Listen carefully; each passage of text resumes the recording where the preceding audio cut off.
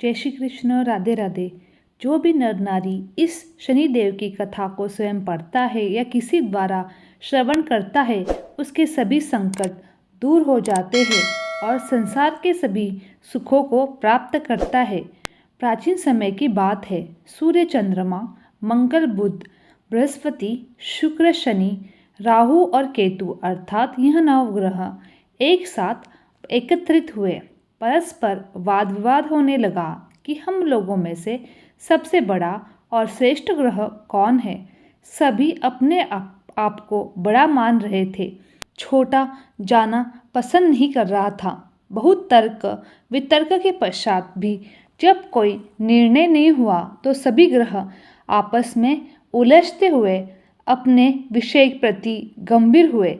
देवराज इंद्र के पास जा पहुँचे और बोले, हे इंद्र, आप सब देवताओं के देव हैं। हम सभी ग्रहों में मतभेद यह हुआ है कि हमसे बड़ा कौन है और कौन छोटा। आप इस बात का फैसला कीजिए। राजा इंद्र सारी बातें सुनकर तुरंत समझ गए, किंतु उन्होंने कोई जवाब नहीं दिया। फिर वे बात टालने की कोशिश करते हुए बोले, मुझ में इतना सामर्थ्य तो नहीं है जो आप में से छोटा और बड़े का निर्णय करूं। मैं अपने मुंह से कुछ नहीं कह सकता। हाँ, एक उपाय है। इस समय भूलोक में उज्जैन नगरी के राजा विक्रमादित्य सबसे पहले अच्छा और न्याय का निर्णय करने वाले हैं। अंत आप सभी उनके पास जाओ। मैं आपका न्याय करने में असमर्थ हूँ, मगर राजा विक्रमादित्य अवश्य न्याय करेंगे। देवराज इंद्र के इन वचनों को सुनकर सभी ग्रह पृथ्वीलोक पर राजा विक्रमादित्य के पास दरबार में जा पहुँचे और अपनी समस्या से उन्हें अवगत करा दिया। राजा विक्रमादित्य उनकी बात सुनकर अत्यंत चिंतित हो गए। तुरंत ही उन्हें कोई जवाब ही नहीं सूझा। वह शांत रहे। वे मन ही मन सोच रहे थे कि ये सभी ग्रह किसे छोटा कहूँ और किसे बड़ा कहूँ। जिसे छोटा कहूँगा वही मुझसे कुपित हो जाएगा। न्याय के लिए जब ये मेरे पास आए तो मुझे न्याय तो करना ही होगा। किस प्रकार न्याय करूँ? शांत चित्त से विचार करने के पश्चात एक उपाय मन में पलट आ रहा था। फलस्वरूप उन्होंने स्वर्ण, चांदी, कांसी, पित्तल, शीशा, राग, दस्ता, अभ्रक और लोहा 9 धातुओं के 9 सिंहासन बनवाए और उन सभी आसनों को अपनी राजसभा में क्रम से विधि पूर्वक, जैसे सोने का सिंहासन सबसे आगे तथा लोहे का सबसे पीछे रखवा दिया। इसके पश्चात नरेश ने राज्य ज्योतिष को बुलवाकर आदेश दिया कि ज्योतिष ग्रंथों में जिस क्रम में ग्रहों का स्थान है उसी कर्म से ग्रहों के आसन ग्रहण करने की प्रार्थना की जाए। इस प्रकार सबसे उत्तम तथा सबसे आगे रखा हुआ स्वर्ण का बना सिंहासन सूर्य को मिला, चांदी का सिंहासन चंद्रमा को तथा शेष धातुओं के सिंहासन अन्य ग्रहों को मिले। सबसे पीछे रहा लोहा का बना सिंहासन शनिदेव को मिला। राजा विक्रमादित्य की इस बात को अपना अपमान समझते हुए शनिदेव क्रोध से लाल हो गए। जबड़े भींच गए, मुट्ठियां भींच गई। फिर वे आग बबूला हो क्रोध में बोले, हे मूर्ख राजा, तू मेरे पराक्रम और मेरी शक्ति को नहीं जानता। सूर्य एक राशि पर 1 महीना, चंद्र 2.25 महीना, मंगल 1.5 महीना, बृहस्पति 13 महीने, बुध और शुक्र 1-1 महीने, राहु और केतु उल्टे चलते हुए केवल 18 महीने ही एक राशि पर रहते हैं। परंतु मैं एक राशि पर 2.5 अथवा 7.5 साल तक रहता हूँ। बड़े बड़े देवताओं को मैंने कठोर दुख और कष्ट दिए हैं। राजन, ध्यानपूर्वक मेरी बात सुनो। मर्यादा पुरुषोत्तम भगवान रामचंद्र पर जब 7.5 आई तो उन्हें राज्य त्याग कर वनवास हो जाना पड़ा। रावण पर 7.5 आई तो राम लक्ष्मण ने लंका पर आक्रमण कर दिया। उनकी सोने की लंका जल गई और रावण ने अपने कुल का नाश कर लिया। हे राजन, अब तुम भी सावधान रहना। विक्रमादित्य ने कुछ सोचकर कहा, हे शनिदेव, मैंने अपनी बुद्धि और विवेक के अनुसार जो उचित न्याय सूझा वह मैंने किया। अब जो होगा वह भी देखा जाएगा। मैं आपकी धमकी से नहीं डरता। जैसा मेरे भाग्य में होगा वहाँ तो भोगना ही पड़ेगा, चाहे अच्छा अथवा बुरा हो। राजा का न्याय सुनकर सभी ग्रहों तो वहाँ से खुशी खुशी चले गए, मगर शनिदेव क्रोध में भरे हुए नाराज होकर वहाँ से चल गए। कुछ समय तो ऐसे ही बीत गया, मगर कुछ समय बाद राजा विक्रमादित्य पर शनि ग्रह की साढ़ेसाती का प्रभाव शुरू हुआ, तो शनिदेव ने अपना प्रभाव दिखाना शुरू कर दिया। शनिदेव घोड़े के व्यापारी का रूप धारण कर अनेक सुंदर घोड़े साथ लेकर राजा विक्रमादित्य की राजधानी उज्जैन में आज पहुँचे। जब राजा ने घोड़े के सौदागर के आने की बात सुनी तो उन्होंने अपना अश्वपाल को सुंदर और शक्तिशाली घोड़ा खरीद कर ले आने को कहा। घोड़े बेहद सुंदर और शक्तिशाली थे। अश्वपाल ने उनके दाम सुनकर चौंक पड़ा। उसे गहरा आश्चर्य हुआ। उसने तुरंत राजा को खबर दी। यशपाल के कहने पर राजा ने घोड़ों को देखा और एक अच्छा घोड़ा देखकर उस पर से सवारी को चढ़ गया। राजा के घोड़े पर चढ़ते ही घोड़ा तीव्र गति से दौड़ पड़ा। फिर घोड़ा राजा को लेकर एक घने जंगल में पहुंच गया तथा वहीं राजा विक्रमादित्य को अपनी पीठ से पृथ्वी पर गिराकर अदृश्य हो गया। उसके बाद राजा बियावन जंगल में भूखा प्यासा इधर उधर भटकने लगा। राजा का हाल बेहाल हो गया। भटकते भटकते बहुत देर बाद राजा ने एक ग्वाले को देखा। ग्वाले से निवेदन करने पर ग्वाले ने प्यासे को व्याकुल राजा को पानी पिलाया और एक नगर का रास्ता भी दिखाया जो उस स्थान के समीप ही था। उस वक्त राजा की अंगुली में एक अंगूठी थी। राजा ने खुश होकर ग्वाले को वह अंगूठी दे दी और फिर शहर की ओर चल पड़ा। राजा नगर पहुंचकर एक सेठ साहूकार की दुकान में जाकर बैठ गया। राजा ने खुद को उज्जैन का निवासी और बिका नाम बताया। साहूकार ने राजा को उच्च घराने का समझकर पानी पिलाया। भाग्यवश उस दिन साहूकार की बिक्री पूर्व दिनों की अपेक्षा से अधिक हुई।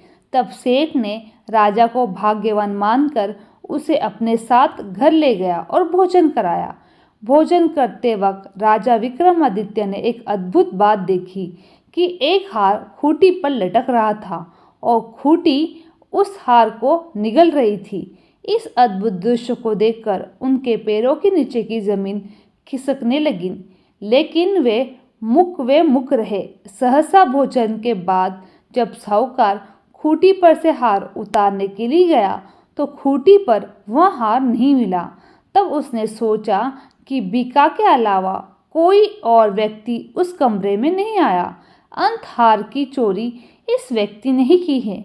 सेठ जी ने बिका पर चोरी का आरोप लगाते हुए हार लौटाने को कहा, पर राजा ने अपनी सफाई देते हुए कहा कि हे सेठ जी, मैंने आपका हार नहीं चुराया। मैंने तो हार को खूंटी को निगलते हुए देखा है। आपका हार खूंटी निगल गई है। खूंटी हार नहीं निकल सकती।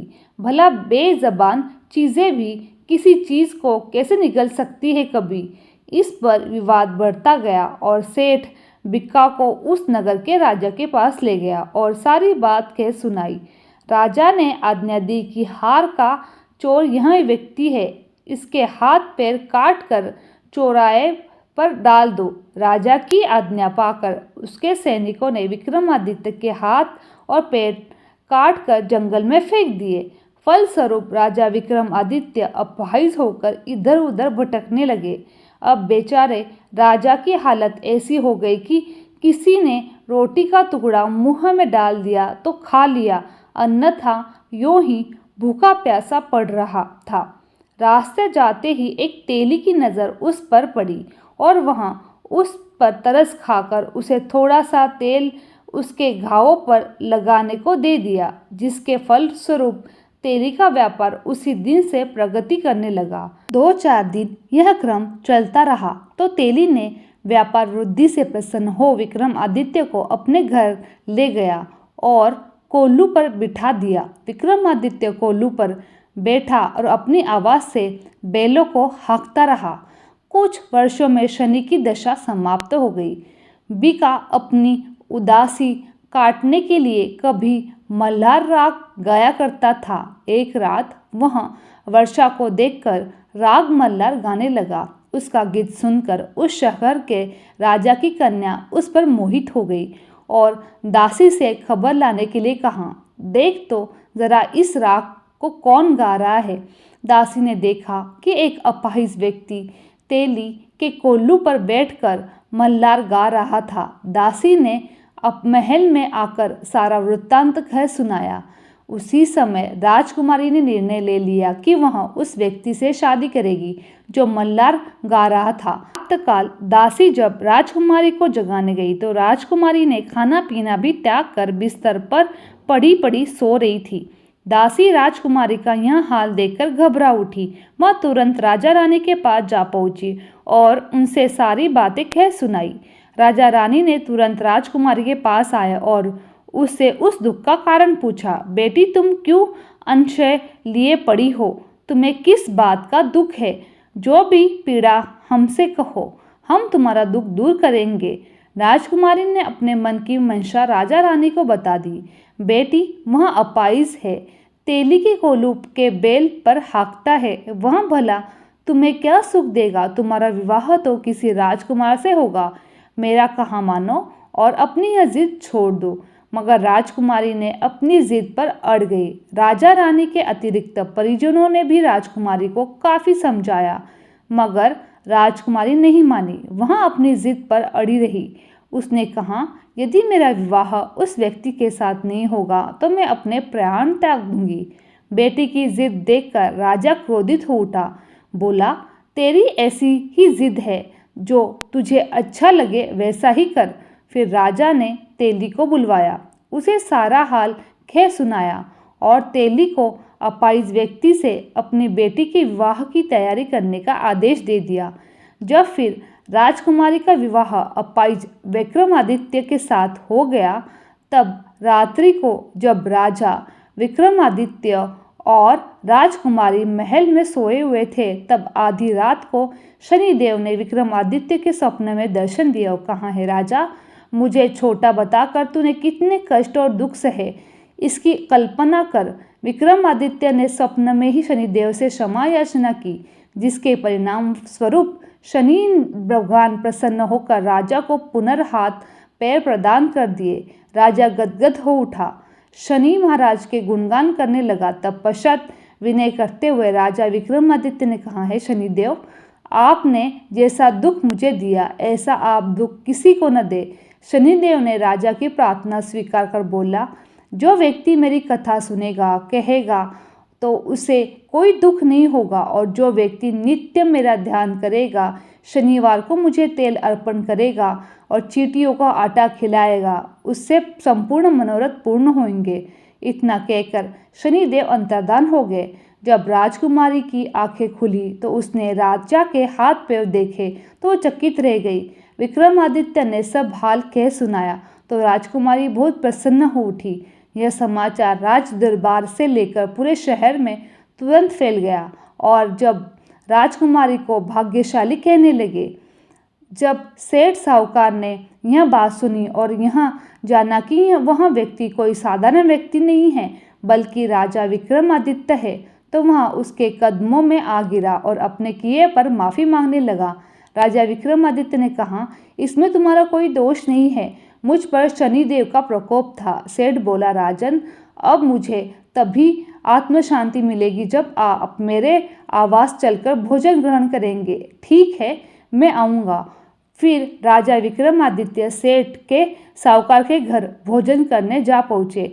जिस समय वह भोजन कर रहे थे, एक आश्चर्यजनक बात हुई। जो खूंटी पर पहले हार निगल रही थी, वहीं अब हार उगल रही थी। भोजन करने के पश्चात साहूकार ने कहा, राजन, मेरी श्री कौरी नाम की एक कन्या है, उसका पानी ग्रहण आप करें। इसके बाद सेठ ने अपनी रूप यौवन से संपन्न कन्या का विवाह बड़ी धूमधाम से राजा विक्रमादित्य के साथ कर दिया। राजा विक्रमादित्य कुछ दिनों वहां रहने के पश्चात सेठ से विदा लेकर राजकुमारी मनभावती, सेठ की पुत्री श्री कौरी तथा दोनों स्थानों से प्राप्त रत्न आभूषण और अन्य दास दासियों के साथ अपनी राजधानी उज्जैन में लौट आए। आवागम में सारे राज्य में खुशियां मनाई गई। राजा ने अपने राज्य में ढिंढोरा पिटवा दिया। संपूर्ण ग्रहों में शनिदेव श्रेष्ठ और बड़े हैं। मैंने उन्हें छोटा कहा, इसलिए मुझे इतने दिन कष्ट उठाने पड़े। तभी से उनके राज्य में शनिदेव की पूजा होने लगी। सभी घरों में शनिदेव की कथा का पाठ होने लगा, जिसके कारण उस उज्जैन नगरी के निवासी समस्त सुखों को प्राप्त हो गए। बोलिए शनि महाराज की जय। अगर आपको मेरी वीडियो पसंद आई तो चैनल को लाइक, शेयर और सब्सक्राइब करना ना भूलें। आप सभी का धन्यवाद।